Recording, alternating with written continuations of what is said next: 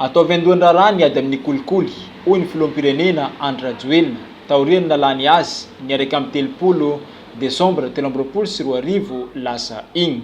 Niompona tamin'izany tanteraka ny fakan-kevitry ny komity mpitarika ny famolavolana paikadim-pirenena hiadina amin'ny kolikoly eto Madagasikara tamin'ny alalan'ny tantsolika izay nenty ny fandaran'asa ny firenena mikambagna momba ny fampandrosoana na ny PNUD. Teo ihany koa ny komity mpitarika ny famolavolana ny paikadim-pirenena vaovao hiadina amin'ny kolikoly na ny SNLCC no nafanana natanteraka izany. Nanatanteraka ny stratégie Madagasikara mba ahafahantsika manatanteraka izany convention izany. Ankehitriny dia tonga ity ny fotoana izay anatanterantsika ny paikadim-pirenena nasionaly vaovao satria efa nisy teo aloha nanomboka ny taona 2012 sy ny 2014 ka hatramin'ny 2020 sy 2020 ka manomboka amin'ny taona 2020 sy 2020 io zany dia paikady vaovao indray no hoentintsika ao anatin'izay hiadina amin'ny kolikoly izay.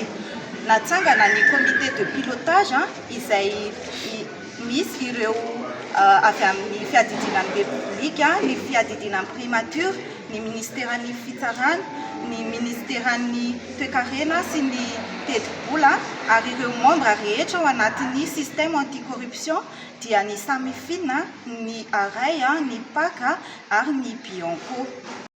Zava-dehibe ty fakan-kevitra ity satria afaka maneho ny heviny hoentina manotra ny ady amin'ny kolikoly ny tsirairay hoy ny préfet Mahajanga ka tamin'ny alalan'ireo solon-tegna avy amin'ny sapan-draharaha miankina sy tsy miankina amin'ny fanjakana no nanatanterahana izany tao amin'ny faritany Mahajanga teo aloha ny 20 sy ny 20 Aogositra 2020 sy 2020 lasa igny. Afaka maneho ny hevitra zany androany ny sapan-draharaha-panjakana rehetra ny fiarahamonim-pirenena izay manana ny fomba fijery ny ady amin'ny kolikoly ary afaka manao ny tombana ny tsirairay dia mba manosokevitra mba hoentina anatsarana an'izay politika am-pirenena hoentina hiady amin'ny kolikoly izay.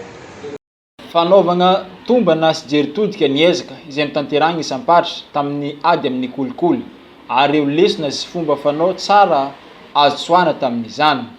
Ny fakana ny hevitra sy ny laharam-pahamehana amin'ny hetsika tokony ampidirina ao amin'ny paikadim-pirenena vaovao hiadina amin'ny kolikoly no antipisian'io fakan-kevitra io ary toy amin'ny faritra hafa izany.